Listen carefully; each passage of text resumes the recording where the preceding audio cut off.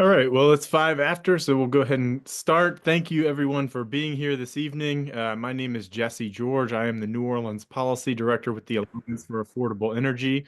For those of you who might not be familiar with the Alliance for Affordable Energy, we are a consumer environmental advocate in the utility regulatory space here in Louisiana. We've been around since 1985, advocating for fair, affordable, environmentally responsible utility regulation and energy policy in Louisiana. Um, excuse me. We engage both at the state level with the Louisiana Public Service Commission and here locally with the New Orleans City Council, which holds regulatory authority over our investor-owned utility, Entergy New Orleans in Orleans Parish.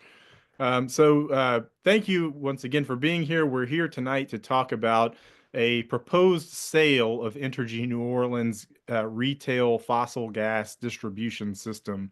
Um, Let me go ahead and share my screen. Can everyone see that presentation? Yep. Great, thank you. Um, So to set the table a little bit, about a year ago, in December of last year, Entergy New Orleans, along with a brand new utility called Delta States Utilities New Orleans, which was incorporated just last autumn in 2023, filed a joint application for the sale of Entergy New Orleans retail gas distribution system to Delta States, which, by the way, is a subsidiary of private equity firm Bernhard Capital. Um, they are proposing for Entergy to sell its gas distribution system to Delta States and for Delta States to assume the franchise or the right to operate as the monopoly gas utility in Orleans Parish. Um, Crucially, it's important to note that Delta States Utilities is a utility in name only. As I mentioned, they were only incorporated just last year, and it is a utility that has never served a single customer. Um, Bernhard is also seeking to acquire gas distribution systems in Entergy.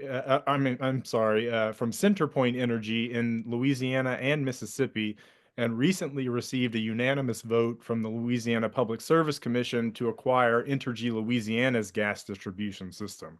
Now, you might ask yourself, why did the Louisiana Public Service Commission vote unanimously to do this if it's not a good idea? The reason is that there were no formal interveners in the docket in opposition to the sale, and the commission staff did not file a single discovery request of the applicants, didn't ask a single question about the application, simply took it at face value and recommended to the commission that they approve it. And so the commissioners were sort of in a corner without a leg to stand on, so to speak, to oppose the sale, and so they all voted in favor of it. Fortunately for us in New Orleans, we have regulatory authority under our home rule charter, and we're not bound to make the same mistake as the Louisiana Public Service Commission. So just right off the bat, you should know that the council's utility advisors themselves have projected that the sale costs alone for this transaction would raise average residential monthly gas bills by over $12 per month. So if you have gas service in your home, you can expect your gas bill to go up over $12 a month simply for the cost it takes basically to swap out the Entergy logo for the Delta States logo on your bill.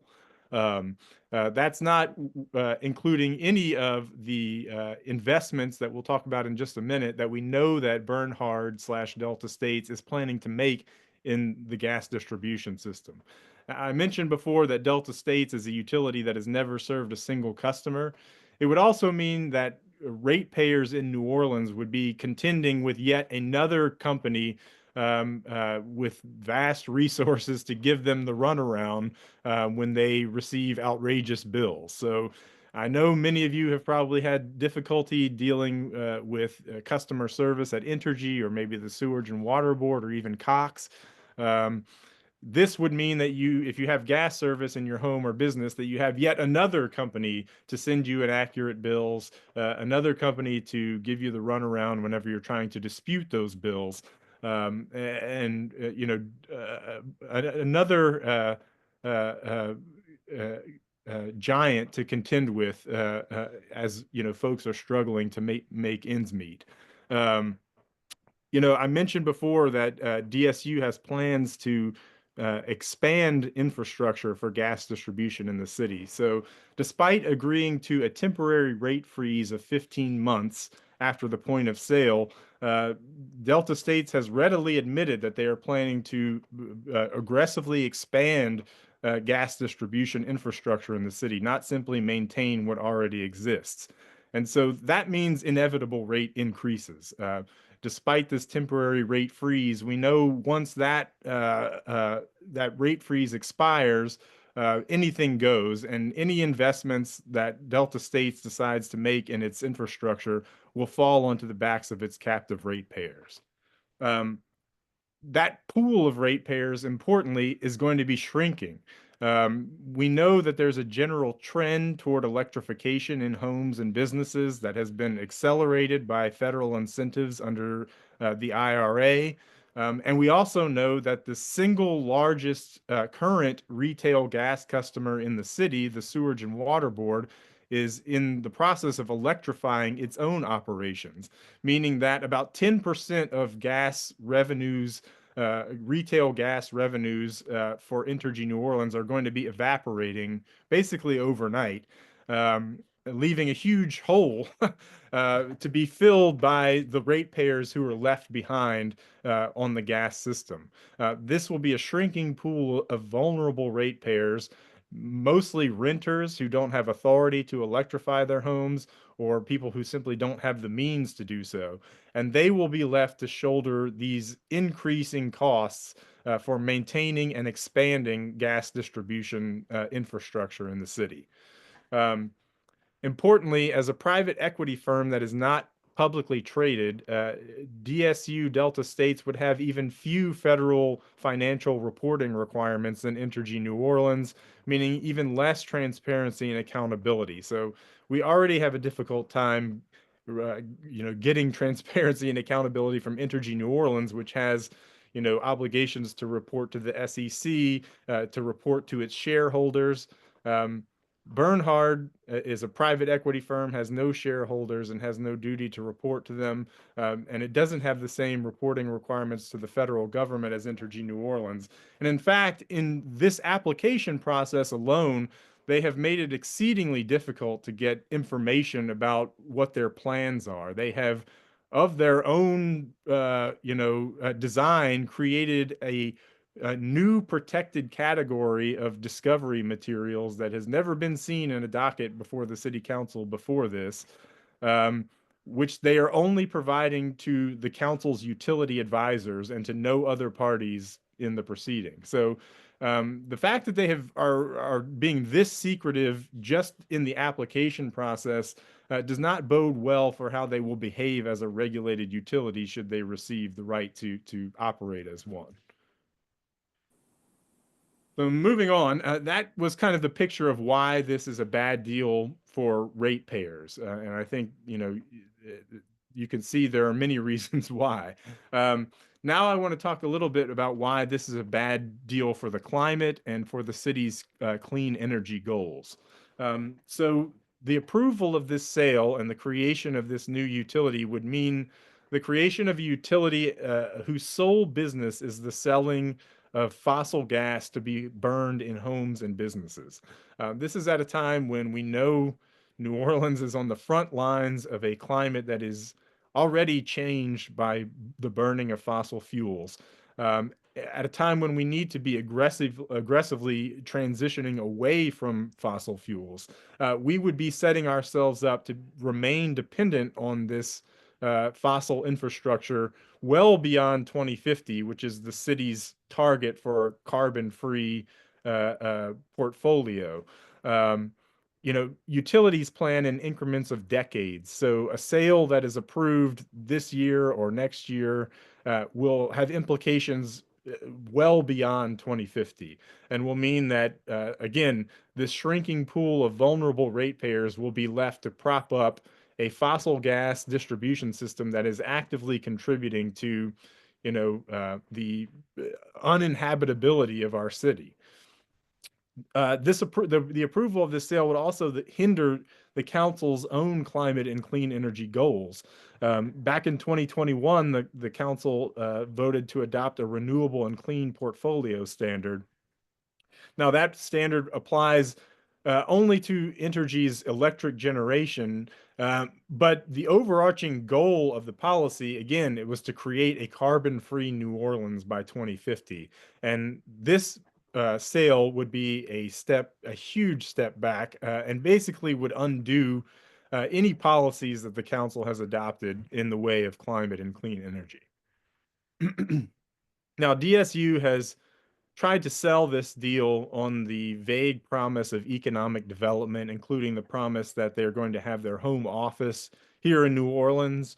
But rest assured that every dime of this transaction and every dime that they invest in expanding infrastructure for gas sales in the city will fall onto the backs of captive ratepayers.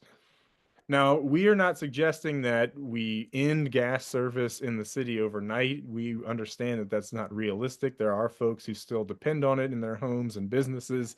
But what we have done is provide the council with three alternatives to outright approval of this sale as is. And all of those alternatives have an eye toward transitioning away from fossil gas and providing incentives to people to electrify their homes and businesses. The primary option we would advocate would be the creation of something like a municipal energy authority that would assume operation of the gas distribution system in the public interest, and again, with an eye toward phasing out gas sales in the city. But alternatively, the council could require Entergy to come up with some sort of decapitalization plan for its gas infrastructure, or make it a condition of the sale to Delta States that Delta States itself come up with some sort of transition plan away from gas. Now, the council back in 2006 adopted a resolution laying out 18 factors that it must consider when determining whether or not to approve a sale of this kind. It requires, among other things, a showing of both short and long-term net benefits to ratepayers. And the council's advisors and the Alliance for Affordable Energy have both argued that the applicants have not met their burden. And in fact, the council's advisors have said that there are quantifiable harms that would accrue to ratepayers should this deal go forward.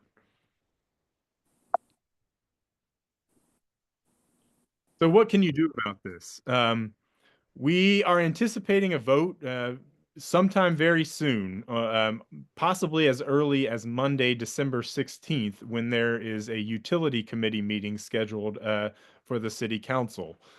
We have come to the end of the procedural schedule in the docket. Our last filing was made on November 1st. And so now it is in the council's hands to make a decision about this. We know that from the inception of the docket, both companies, Entergy and Bernhard Capital, have been pushing the council to make a decision by the end of this year.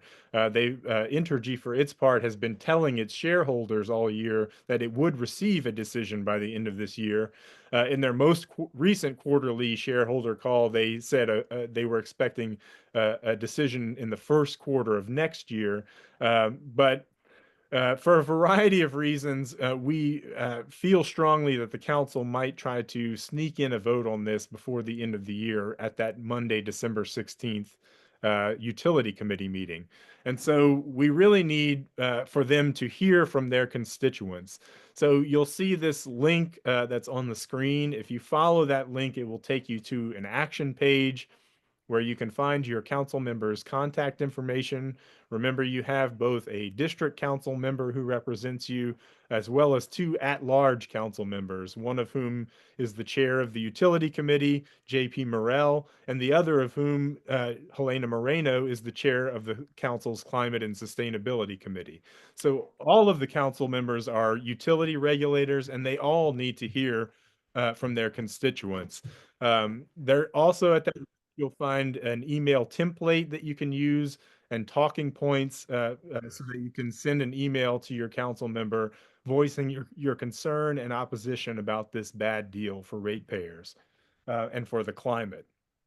We would encourage you to use, your own words, use the template sort of as a starting point, but tell them how this will affect you in your own words, because of course that's more powerful than a boilerplate form email.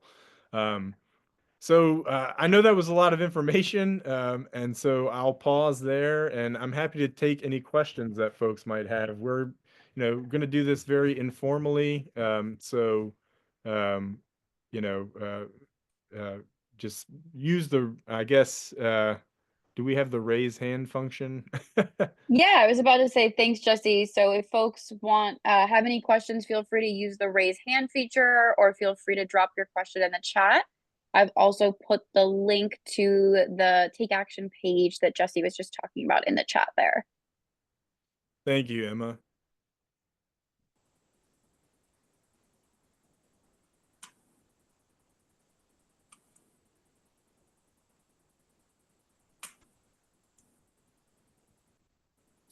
Yeah, and as Emma noted in the chat as well, the city's Office of Resilience and Sustainability has also filed a formal letter of opposition under the docket, voicing their opposition to this sale as being, antithetical and counter to the city's climate and clean energy goals. Jesse, I have a question. Yes. But didn't the city sign off on this sale? Didn't they have to approve it? They have not done so yet. We're anticipating a vote sometime soon. Like I said, possibly as early as Monday, December 16th. Oh, And so that's why we're trying to get the word out now so that they can hear from their constituents before then. I apologize. I had to join late. I'm joining from work. No worries. Thanks for being here. The raise hand function. I'm not quite sure where it is. No worries, just jump in. Okay, so to get this straight, they're projecting the growth of natural gas, which seems pretty silly. But they don't have to explain their underlying analysis of this assumption unless maybe you're an intervener. They might have to reveal it to you. But as far as the general public is concerned, we have no ability to analyze this or even know what logic leads them to this conclusion. That's correct. And as I mentioned before, they have in fact made it exceedingly difficult to find to gather information about what they're planning because in typical council dockets, there is a standing order that allows companies to protect proprietary information by designating it as what's called highly sensitive protected material, or HSPM. And so any intervener in the docket, in order to receive those materials, has to sign a confidentiality agreement, agreeing to protect those materials and not reveal them to anyone who hasn't, signed that agreement. In this case, though, in this docket, Delta States has taken it upon itself to create a wholly new designation, which it has deemed HSPM-CS, or highly sensitive protected materials dash commercially sensitive materials. And these are materials that they are only providing copies of to the council's utility advisors and to no other interveners. They would only allow us to review these documents in camera, meaning in person, but they would not provide us with our own copies of them, making it very difficult for our expert, Carl, who's on the call, to review them because he's in Denver and the documents are here in New Orleans.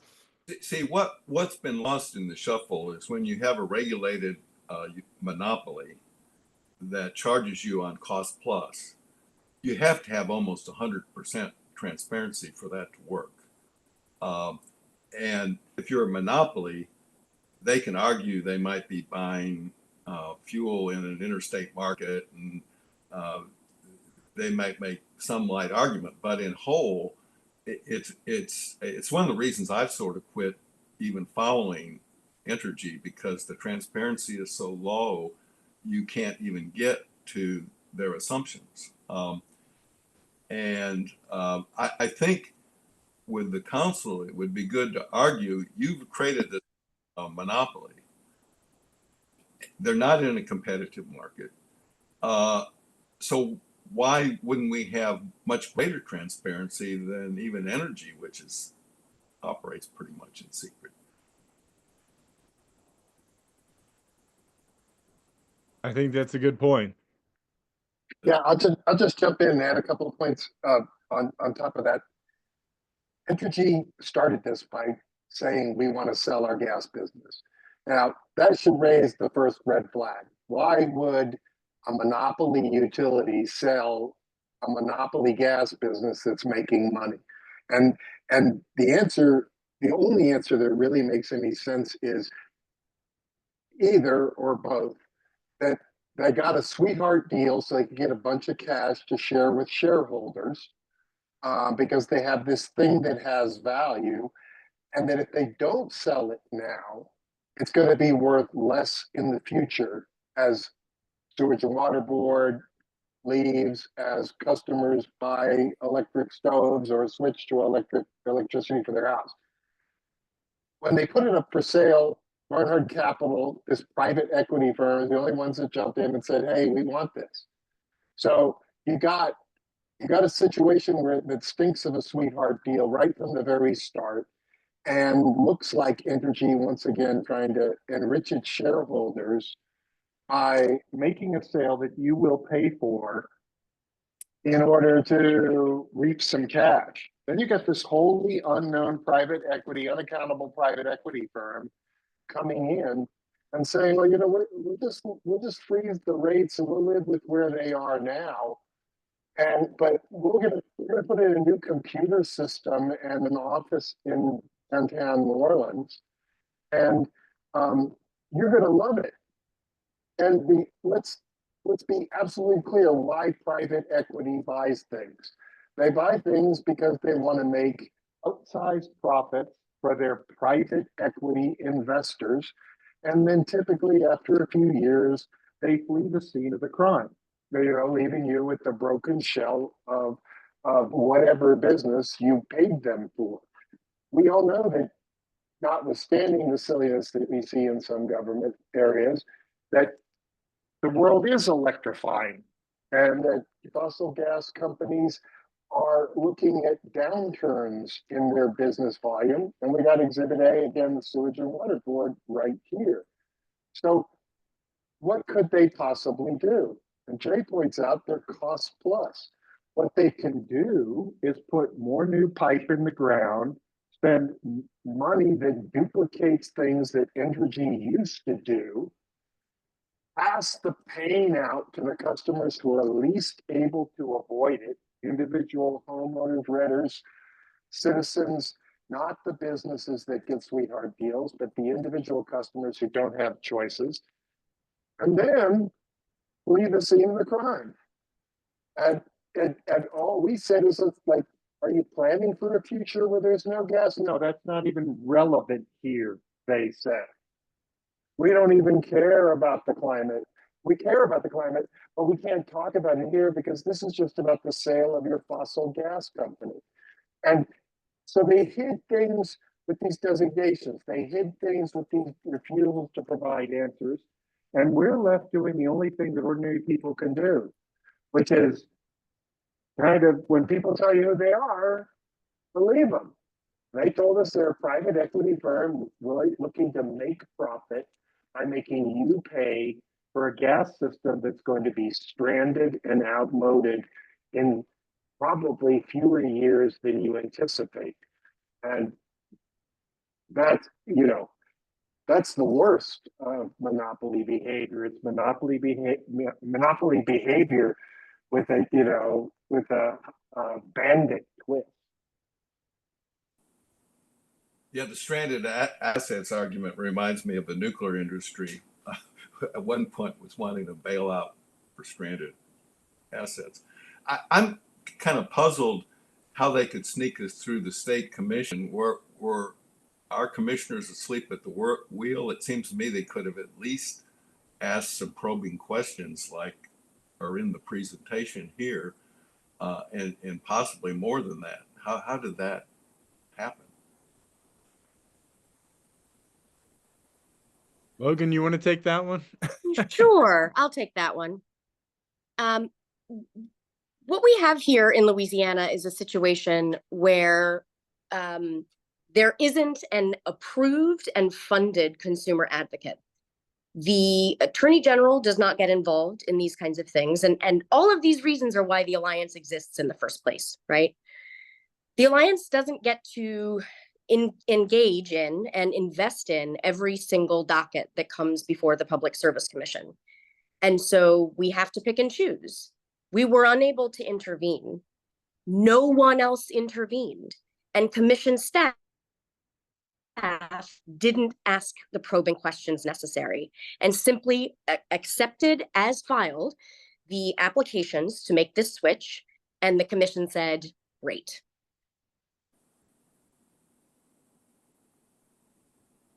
I think next we have a question from Ned in the chat there. Jesse, I can send it to you if you haven't seen it yet. He's asking, where is the gas that Delta will distribute purchased, and will Delta also be the buyer? So yeah, I mean they purchased that on the commodities market, on the wholesale market, and so that yes, they will be buying that, but all of that cost will be passed straight through to customers.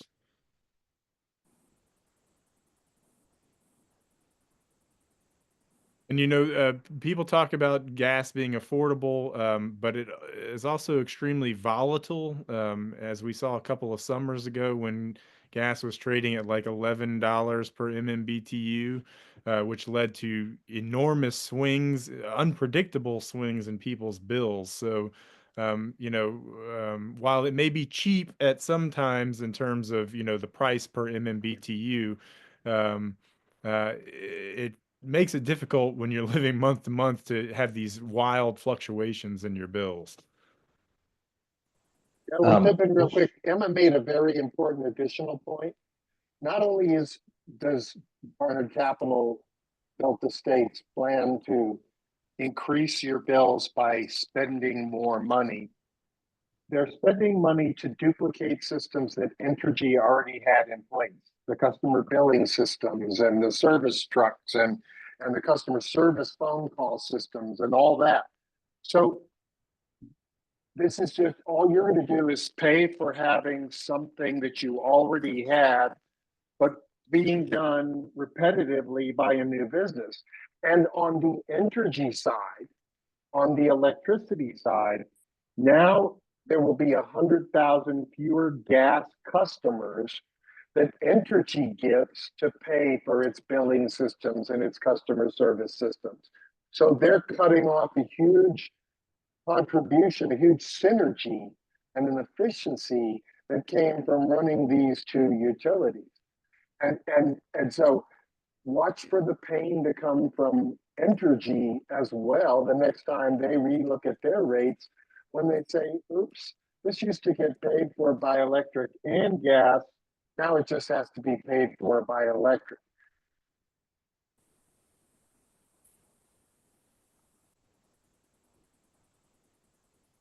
Yeah, great point, Carl. Any other questions from folks? Feel free to just pop off mute or pop it in the chat. Well, I'd just say that I thank you so much for doing such a good job on this.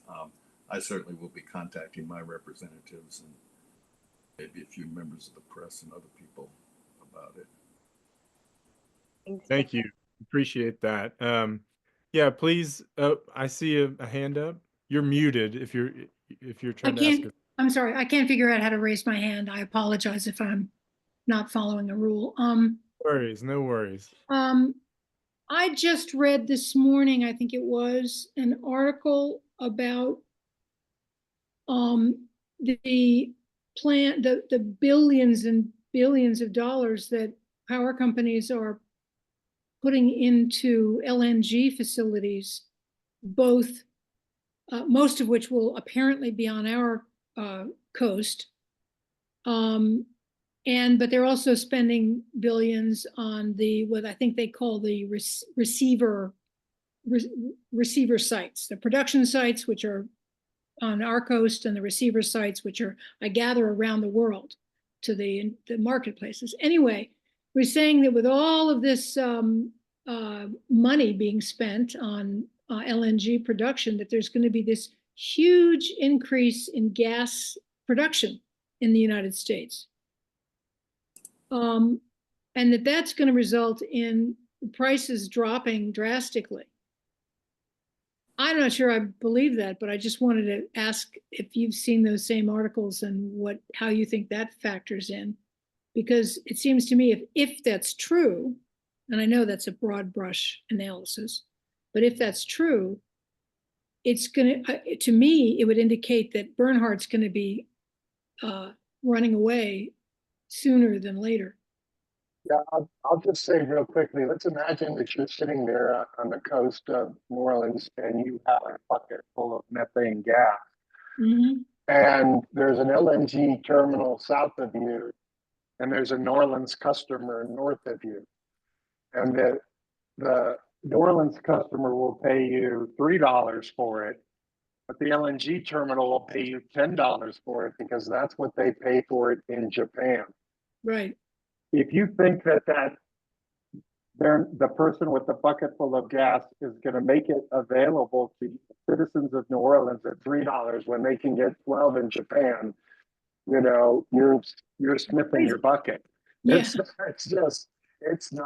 The effect of LNG terminals is that it increases domestic prices, and only in a world in which production really can outstrip demand is it possible that supply would force prices to go down. Mm-hmm. It takes time to drill wells and produce gas, so you're in for a lot more pain Mm-hmm. before and your prices will equilibrate with those of Japan. Yeah. So it seems to me like we're in nothing but a world of hurt. What it does is it's the most volatilely priced fuel in the energy world. It goes up and down. It responds to how many ships are, how many LNG tankers, how many pipelines, what the weather is, all that stuff. Mm-hmm. That's why the electrification movement is taking hold. People are moving away from that volatility because at least you get renewable electricity. You really can't get much of any renewable gas. So it's a pig in a poke, please buy my pig. Just don't open the bag. Don't look inside. Right. Is there anything that we can do to address the apparent dereliction of duty by the Public Service Commission? Or are we just beating a dead horse? I think that that vote has already taken place, so I don't know what there is to do at this point other than to oppose the sale here locally. Yeah. Please share that action page with anyone so many folks just don't even know that this is happening. It's all flown very under the radar, which is part of the reason we have this strong suspicion that the council might try to sneak in a vote, right before the holidays on the 16th. Um, uh, and again, Entergy has been promising its shareholders that it would receive a vote by the end of the year. So, um, uh, uh, yeah, they need to hear from people because so far, the alliance has basically been the lone voice of opposition in this. Yeah, and just to piggyback off Jesse, we've really seen the council be responsive when they get feedback from their constituents. And so just really echoing how important it is, share the link with your friends. The more we can flood their inboxes and their voicemails, the more they will understand that, we're watching and we want what's best for residents. Is In there a other deadline? news, I was going to say, in other news today, the Mississippi Commission approved the sale of their gas utility from CenterPoint to Delta States. And so it's another data point of a commission allowing basically sort of enrichment, but it's more importantly a data point, which is that why are gas utilities selling these things? And if they are selling them, why do you want to buy it? There's got to be another path. And the path is not buying and paying extra for something that doesn't work. The path is figuring out a way to get out of this. And there's another really important point. If you think the future is that the burdens of the transition are going to could be unfairly distributed, I promise you they will be more unfairly distributed by Delta States utilities than by your own city governance. That's why the council needs to vote no on this and pursue a path that says we're going to manage the transition in a just and equitable way and not just saddle customers who have no choice with the cost of this profit-making grab.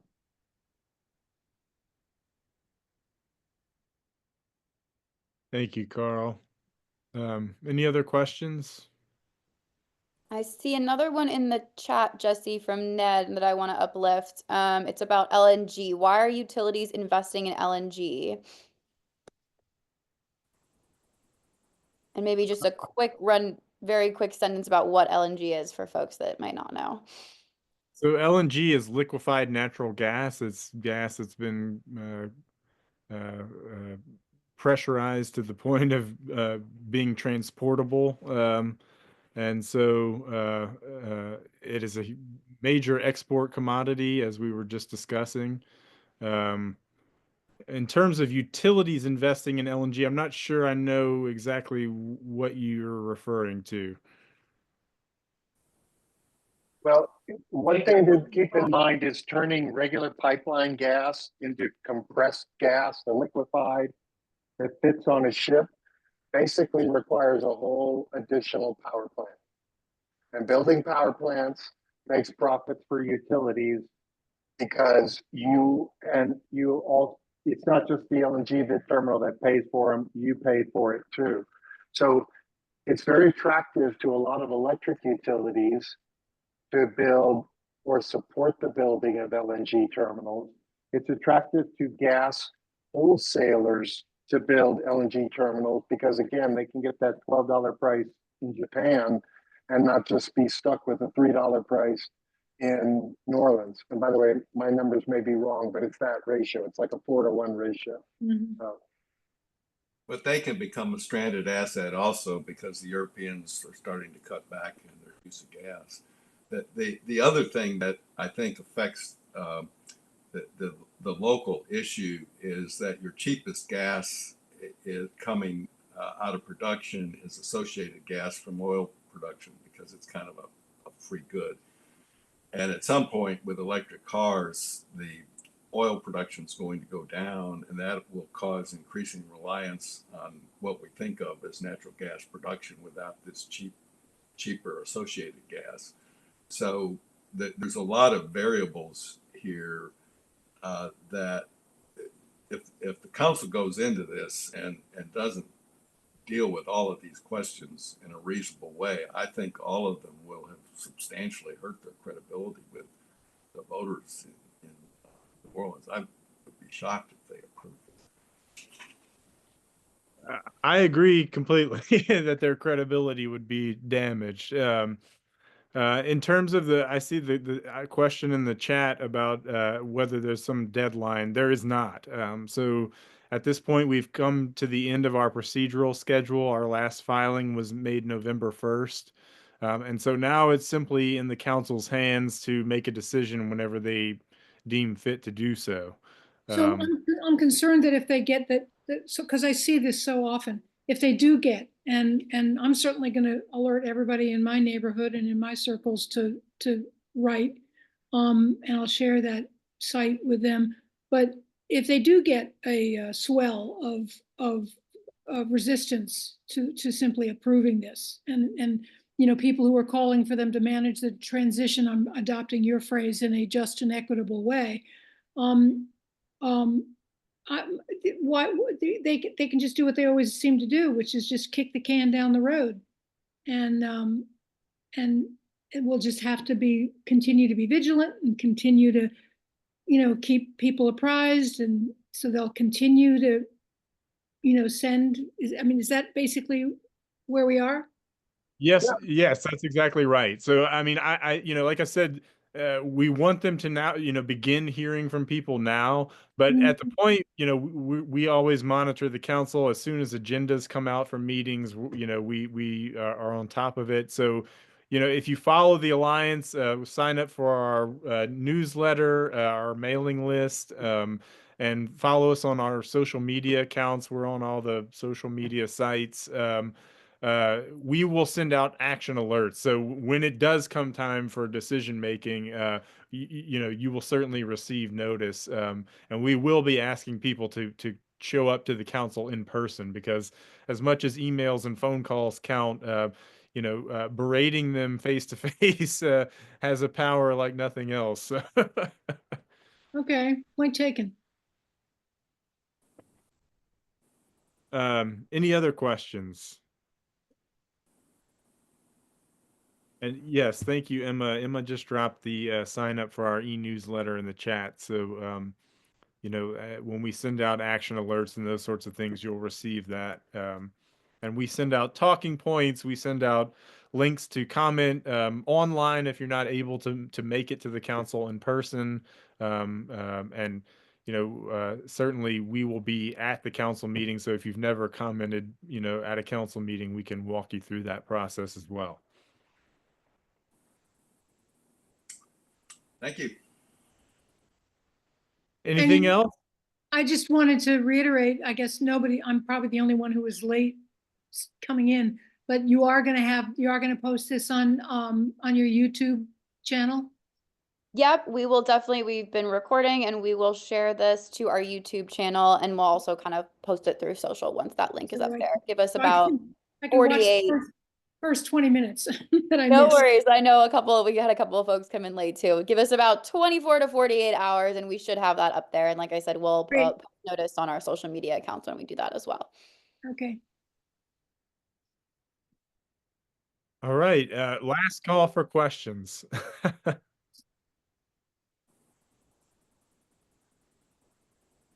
All right. Well, thank you all for being here. Again, we'll keep you apprised as we learn more and as this develops. But as I said, it's never too early to start reaching out to your council members and letting your friends and colleagues and loved ones know about this. So thank you all again for your time this evening, and let's stop this thing together.